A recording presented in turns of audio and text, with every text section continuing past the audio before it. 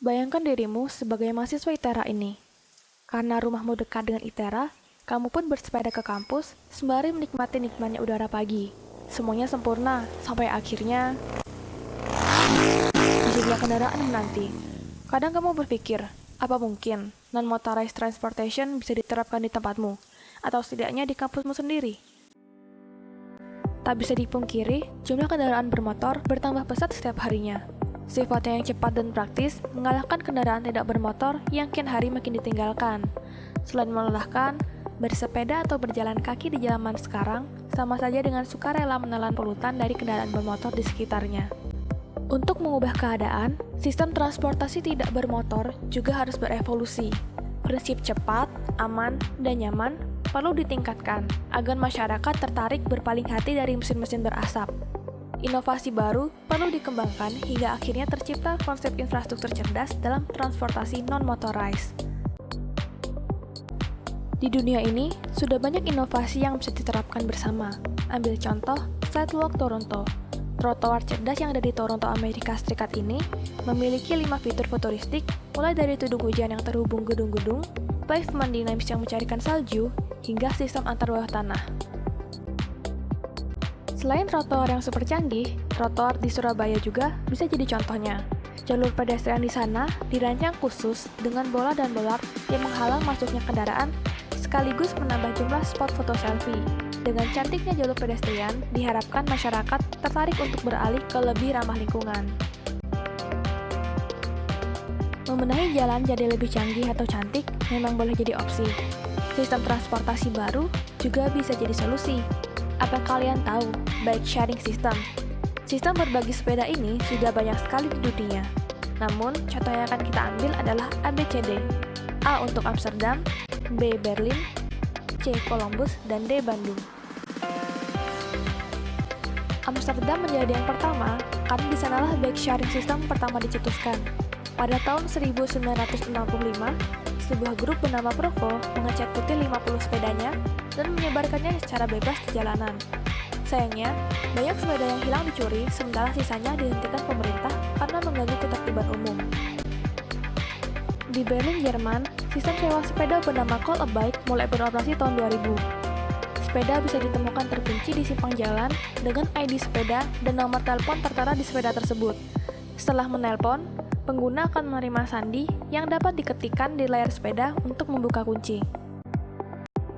Untuk mengembalikannya, pengguna harus mengunci sepeda kembali hingga menampilkan sandi baru, lalu menelpon petugas untuk memberitahu sandi baru dan lokasi pengembalian.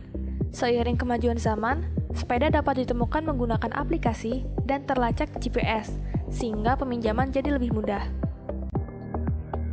Peminjaman sepeda khusus di kampus juga banyak diterapkan, misalnya di Ohio State University.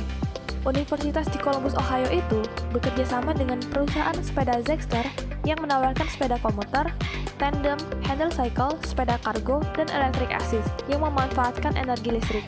Karena ditujukan untuk mahasiswa, sepeda hasil program yang diluncurkan pada 2015 ini hanya dapat dipakai di kampus.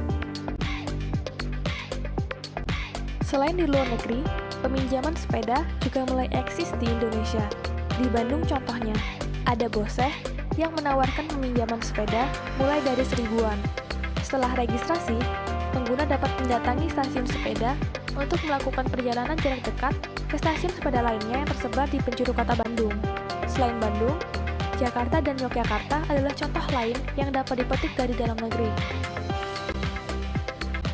Tetapi kalau hanya peminjaman sepeda, masalahnya masih sama dong. Banyaknya polusi udara tetap membuat pesepeda tidak nyaman di jalanan. Oleh karena itu, pesepeda perlu memperoleh keuntungan yang tidak dapat diperoleh pengguna kendaraan bermotor.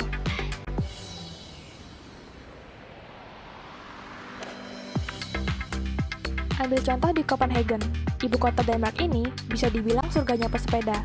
Bahkan, jumlah sepeda di sana tercatat lebih banyak dibanding jumlah penduduknya sendiri. Di Copenhagen, pesepeda diberi jalan tikus yang terpisah dari jalur kendaraan maupun pejalan kaki. Disebut jalan tikus karena jarak tempuhnya jauh lebih dekat dan tidak berdesakan dengan pejalan kaki maupun kendaraan lain. Dan siapa bilang kendaraan non-motorized tidak bisa akur dengan saudara bermotornya? Di Copenhagen, integrasi sepeda dengan kendaraan umum diterapkan dengan sangat baik. Kereta, metro, hingga bus air memiliki terminal sepeda di dalamnya, sehingga sepeda bisa dimasukkan ke dalam. Taksi yang beroperasi di Copenhagen pun wajib menyediakan tempat sepeda untuk para penumpangnya. Oleh karena itu, memaksimalkan peran non-motorized transportation tidak berarti harus mematikan kendaraan bermotor yang sudah berkembang. Lalu bagaimana dengan ITERA? Institut yang mulai dibangun pada tahun 2012 ini berpegang pada moto Smart, Friendly, and Forest Campus, kalimat yang pas bagi sistem ramah lingkungan. Dengan wilayah terbangun yang meluas dan sivitas akademika yang melonjak, kontrol mobilitas warganya jelas sulit dilakukan. Tak pelak, bus kampus yang terlambat dirilis tak mungkin dapat membendung kendaraan bermotor yang menumpuk di gedung-gedung kuliah. Panas dan debu udara juga luar biasa, sehingga jalan kaki pun jelas tak nyaman dilakukan. Oleh karena itu, penataan trotoar yang nyaman dan atraktif bisa jadi smart infrastruktur pertama yang mendukung mobilitas tak bermotor.